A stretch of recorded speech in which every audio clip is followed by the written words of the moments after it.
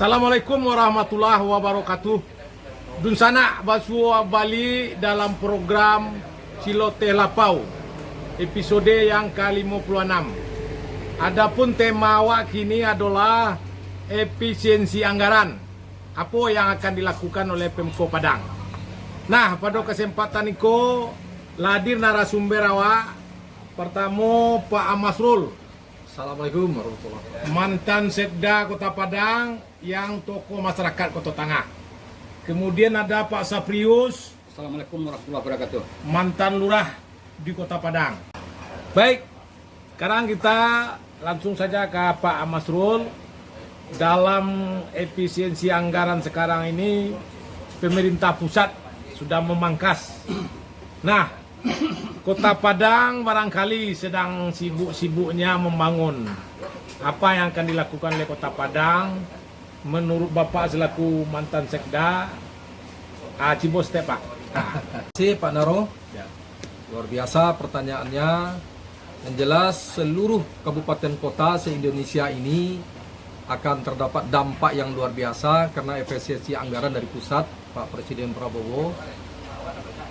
Tak terkecuali ya Kota Padang yang saat sekarang dalam berita yang kita baca ada sekitar 400 miliaran anggaran efisiensi yang tidak akan dikirimkan lagi ke Kota Padang.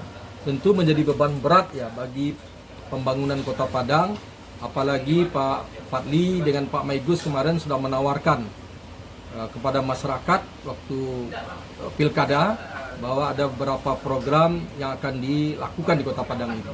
Tentu ini menjadi beban berat bagi Pak Fadli Amran, Pak Maigus untuk men-setting anggaran bagaimana anggaran itu se-efisiensi mungkin.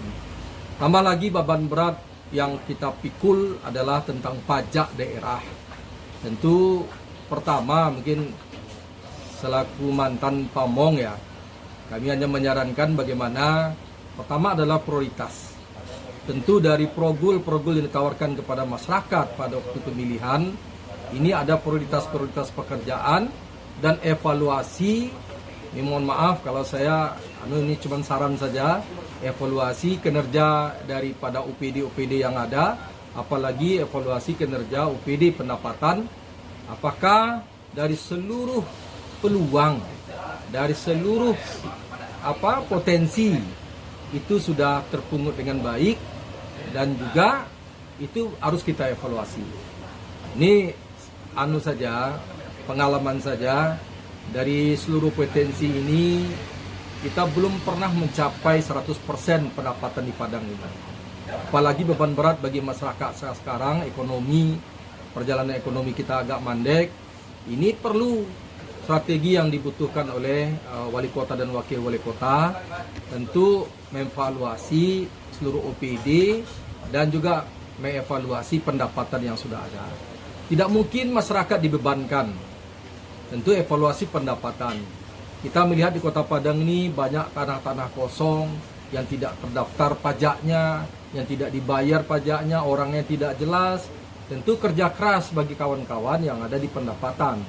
Nah ini kedua, restoran-restoran kita, saya melihat restoran-restoran belum ada yang membayar itu 50% belum ada. Masih banyak lagi, itu tuh potensi yang terus digali. Jangan naikkan pajak. Kalau naikkan pajak, masyarakat pasti mengeluh dalam keadaan ekonomi pada saat ini. Ini saran saja, perlu evaluasi bagi Pak Fadli dengan Pak Maigus. Bagaimana evaluasi kinerja daripada kawan-kawan kita di OPD. Saya melihat juga belum ada juga pergerakan, mohon maaf nih Pak Fadli, Pak Maigus, pergerakan kepala dinas kita masih banyak saya lihat kepala dinas yang kosong.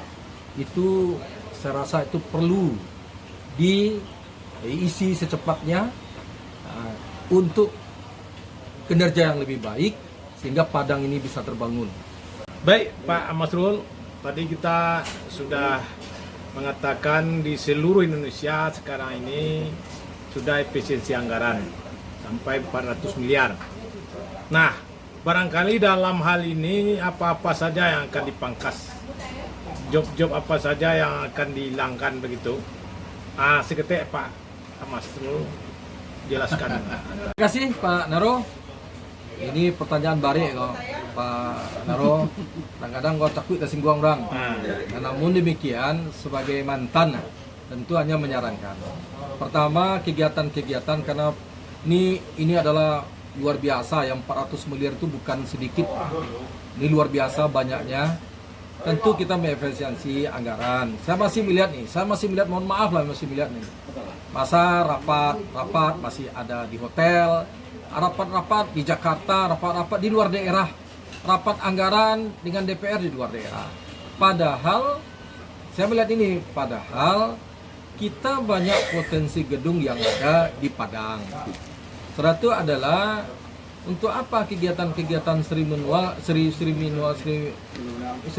yang diadakan terlalu ini di tempat-tempat yang tempat rapat kita, tempat gedung-gedung kita di balai kota, di pemerintah Kota Padang ini banyak. Nah, perlu kita efisiensi.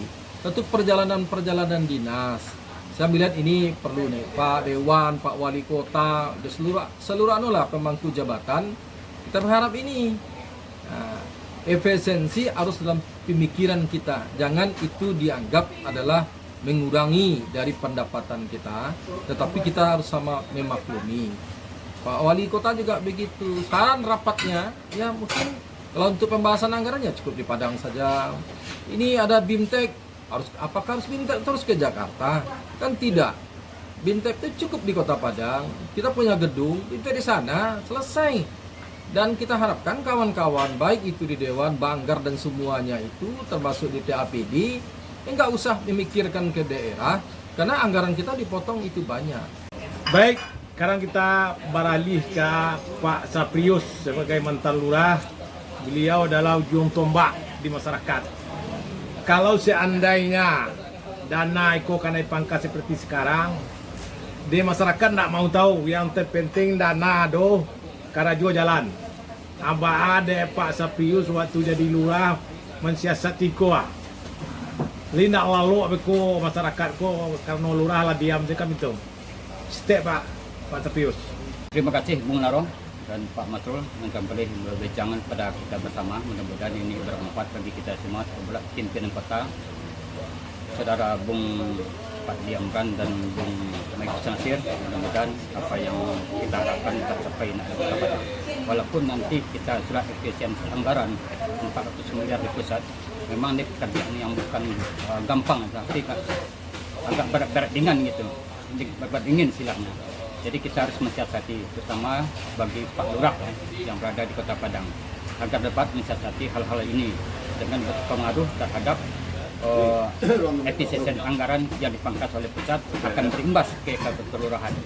Namun lurah itu saya rasa banyak yang punya inisiatif yang silahnya dapat bekerjasama dengan masyarakat, karena sekarang yang kita lihat adalah efisiensi anggaran ini takut nih gitu bagi PNS yang di bawah juga akan dipangkas nanti pendapatannya. Ini yang dimasalah. Kalau lurah ini bisa menjembatani, karena pertemuan tersebut yang tidak efisien itu nggak ada di istilahnya di tempat-tempat yang mewah kan. Mungkin di ruang-ruang lokal sekolah bisa dimanfaatkan, ruang masjid bisa kita manfaatkan, dan ruang lurah bisa kita bentuk pada pertemuan, sehingga efisien ada. Dan juga gitu mengenai pembangunan di kelurahan, kita sudah tergantung masih lurah Kota Padang masih tergantung dia anggaran yang ada di kecamatan. Ini yang sulitnya kita bagi lurah untuk mengatasi dirinya.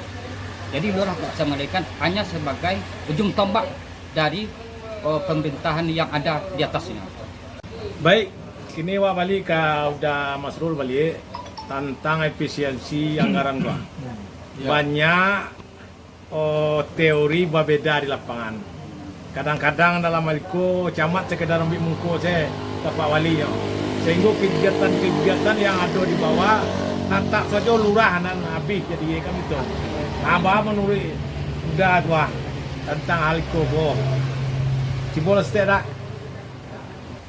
Pertama, memang ada beberapa kegiatan ya, ada beberapa kegiatan yang boleh disuruh di kelurahan, kerajaan itu.